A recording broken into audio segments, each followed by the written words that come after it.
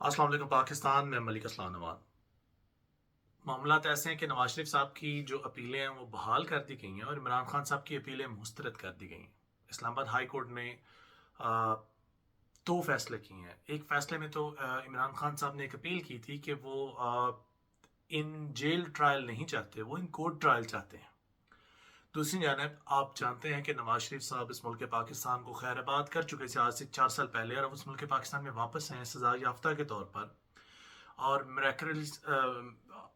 دیکھیں معجزانہ طور پر یہ میریکل ہے کہ پاکستان کے اندر ماضی کے چیف جسٹس کی سنائی ہوئی سزائیں موجودہ ہائی کورٹ کے جو ججز ہیں وہ ان کی نفی کر رہے ہیں۔ لیکن چلیں، شاید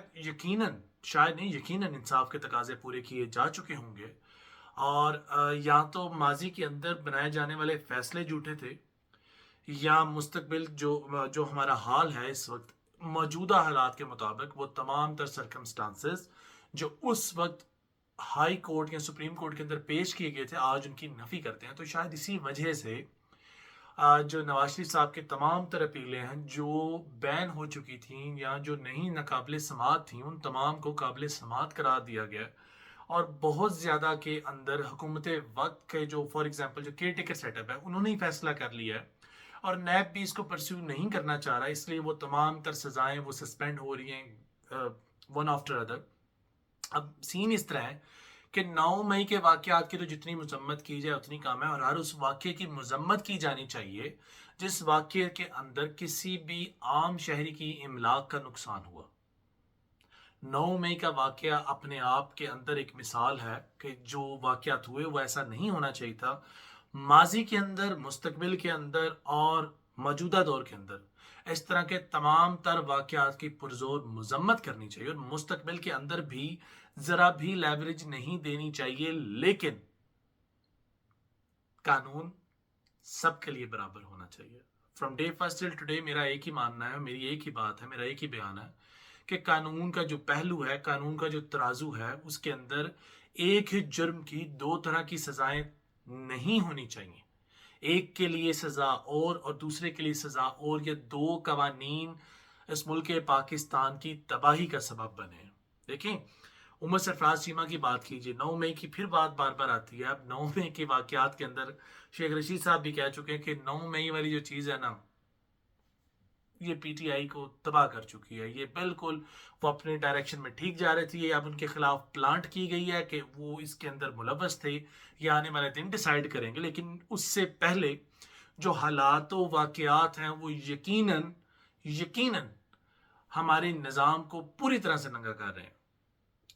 اگر کسی کی دل آزاری ہو رہی ہے تو اس کی پیشگی معذرت چاہوں گا، لیکن حالات و واقعات اس وقت ایسے ہیں کہ ایک جانب آپ ایک شخص کی، مفرور شخص کی، میری ذاتی حیثیت میں کسی سے کوئی بھی قسم کی جو ہے نا وہ دشمنی نہیں ہے، لیکن جسٹ فار دا فیکٹ کہ ایک جانب ایک شخص کی جس کو اپیلوں کا حق نہیں، اس کو اپیلیں اس کی جو سنی جا رہی ہیں، اور دوسری جانب جس کے پاس اپیلوں کا حق ہے اس کو تاریخ نہیں مل رہی۔ لیکن عمران خان صاحب کی بھی کچھ باتیں سامنے آئی ہیں، اور وکلاء ان سے ملے ہیں، اور وکلاء نے ان سے مل کر کہا ہے، وکلاء کے تھرو انہوں نے اپنا پیغام بھی فارورڈ کیا، انہوں نے کہا جی عدالت کا جو بھی فیصلہ ہے میں اس کو مانتا ہوں، اور فلسطین پر انہوں نے بات کی، اور انہوں نے بولا کہ نواز شریف صاحب نے فلسطین کے اوپر ایک لفظ نہیں بولا، ایک سنگل ورڈ نہیں انہوں نے اس کے اوپر فلسطین کے اوپر بولا، اور وہ کیوں کر بولیں؟ ان کو پشت پناہی حاصل ہے اسرائیل کی، جو آج تک الزام عمران خان صاحب کے اوپر لگتا رہا، آج وہی الزام جوں کا تو نواز شریف صاحب کو سود سمیت واپس دے دیا گیا۔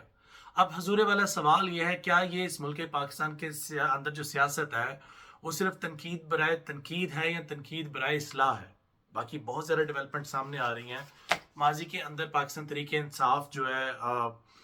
وہ مولانا فضل الرحمان کے ساتھ پولیٹیکلی گراؤنڈ کے اندر مطابقت نہیں رکھتے تھے، ان کے بیانات کے نفی چلتے تھے۔ آج ہم نے پاکستان تحریک انصاف کے رہنماؤں کو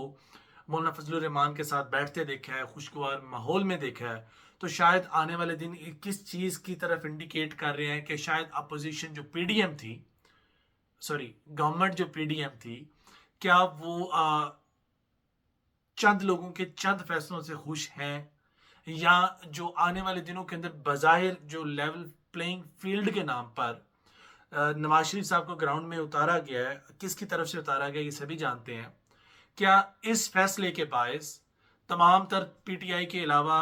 دیگر جو جماعتیں جو پی ڈی ایم کا حصہ تھیں کیا وہ اس سے ناخوش ہیں؟ کیا پاکستان پیپلز پارٹی نے اپنا مینڈیٹ اور اپنی جو ڈائریکشن ہے، اپنا جو قبلہ ہے، وہ اس کی سمت اختیار کر لی ہے؟ یہ تمام تر سوالات ہیں جن کے جوابات آنے والے دنوں میں ضرور دیکھے جائیں گے. لیکن کیا جو خورشید شاہ صاحب کی بات اور سائرہ بانو کی بات، سائرہ بانو نے ایک بڑی عجیب سی بات کی ہے. عجیب سی تو نہیں کہہ سکتے، وہ ہمیشہ لائم لائٹ کے اندر رہتی ہیں اور خبروں کی زینت بننا چاہتی ہیں، اور انہوں نے بڑی ایک عجیب سی بات کی ہے. کمنٹ سیکشن میں مجھے بھی بتائیے کہ اس بات کا مقصد کیا تھا. وہ کہتی ہیں کہ نواز شریف صاحب اب بوڑھے شیر ہو چکے ہیں اور بوڑھے شیر کے دانت نہیں ہیں، لہٰذا وہ اب چاٹ ہی سکتے ہیں. اب یہ اس بات کے اندر ان کا مطلب کیا تھا یہ وہی بہتر طور پر سمجھا سکتی ہیں، یا اس بات سے وہ کیا انڈیکیٹ کرنا چاہ رہی ہیں، اس کا یقیناً بہتر جواب سائرہ بانو کے پاس ہوگا. لیکن انہوں نے بات کی، ہم نے آپ کے ساتھ شیئر کی.